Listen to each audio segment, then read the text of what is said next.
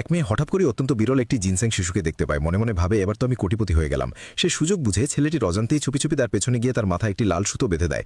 কিন্তু ব্যাপারটা সে যেমন ভেবেছিল তেমন হলো না। ছেলেটি জিনসেংয়ে পরিণত হলো না। মেয়েটি ভেবে নিল হয়তো লাল সুতোর মেয়াদ শেষ হয়ে গেছে, তাই আর বেশি ভাবল না। ঠিক তখনই ছেলেটি পকেট থেকে একজোড়া লাল সুতো বের করে উপহার হিসেবে তাকে দিল। বাড়ি ফিরে এসে মেয়েটি সেই লাল সুতোটি সদ্য পরিচিত এক বন্ধুকে হংলিকে দিয়ে দেয়। কিন্তু হংলি নিজের কবজিতে লাল সুতোটি দেখা মাত্রই ভয়ে ঘেমে ওঠে। সে তাড়াতাড়ি জাদুবিদ্যা ব্যবহার করে সেটি খোলার চেষ্টা করে, কিন্তু সে জানত না ততক্ষণে সবকিছুই অনেক দেরি হয়ে গেছে। কারণ এই লাল সুতোটি আসলে ইউএলআরের ভাগ্যের বন্ধনের সুতো। একবার এই সুতো বেঁধে গেলে আর কখনোই আলাদা করা যায় না। এবং যাদের মধ্যে এই বন্ধন তৈরি হয় তাদের পারস্পরিক দূরত্ব 1 ঝাং বা প্রায় 3.3 মিটারের বেশি হতে পারে না। মেয়েটি ভেবেছিল লোকটি শুধু ভান করছে, ইচ্ছা করেই তাকে যেতে দিচ্ছে না। কুসংস্কারে বিশ্বাস না করে সে 2 কদম এগোতেই এক অদৃশ্য শক্তি তাকে জোর করে আবার ফিরিয়ে আনে। জানতে পেরে যে লাল সুতো খোলার একমাত্র উপায় হলো দ্বৈত সাধনা, মেয়েটির মন প্রবলভাবে বিরক্ত ও প্রতিরোধে ভরে ওঠে। সে স্পষ্ট জানিয়ে দেয় সে আজীবন বন্দী হয়ে থাকলেও এমন কিছু করতে রাজি নয়। উপায় না পেয়ে সে বারবার হংয়ের কাছে অন্য কোনো উপায় খুঁজে বের করার জন্য অনুনয় করতে থাকে। এই সময় ছেলেটি অবশেষে তাকে আসল সত্যটা বলে দেয়। আসলে দানব জাতির দ্বৈত সাধনা মানুষের মতো নয়। এর জন্য কোনো শারীরিক সম্পর্কের দরকার নেই। দুজনের কেবল একই একটি কৌশল জানা থাকতে হবে এবং সেটি একসাথে প্রয়োগ করলেই চলবে।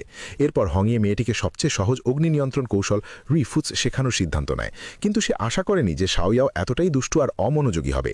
অনুশীলন করতে করতে সে বারবার মনোযোগ হারায়। সামান্য বাতাসের শব্দ বা নড়াচড়াতেই তার মন ভেঙে যায়।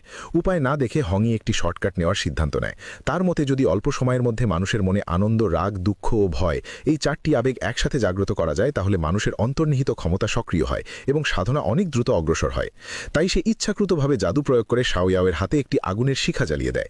মেয়েটি যখন খুশিতে ভরে ওঠে ঠিক তখনই সে হঠাৎ করে আগুনটি নিভিয়ে দেয়। মেয়েটির হতাশ মুখ দেখে সে ইচ্ছে করেই বলে, তুমি এতটাই বোকা যে 3 বছরের বাচ্চারাও যা পারে সেটাও তুমি শিখতে পারো না। এই কথা শুনে শাওয়াও সত্যি রেগে যায়। এখন শুধু শেষ আবেগটাই বাকি ছিল। হঠাৎ করে ছেলেটি মেয়েটির চোখের সামনে মুহূর্তের মধ্যে অদৃশ্য হয়ে যায়, আবার পরক্ষণেই সামনে হাজির হয়। সে ঘোষণা করে যেহেতু লাল সুতো খোলা সম্ভব নয়, তাহলে তাকে মেয়েটিকে গিলে ফেলতে হবে।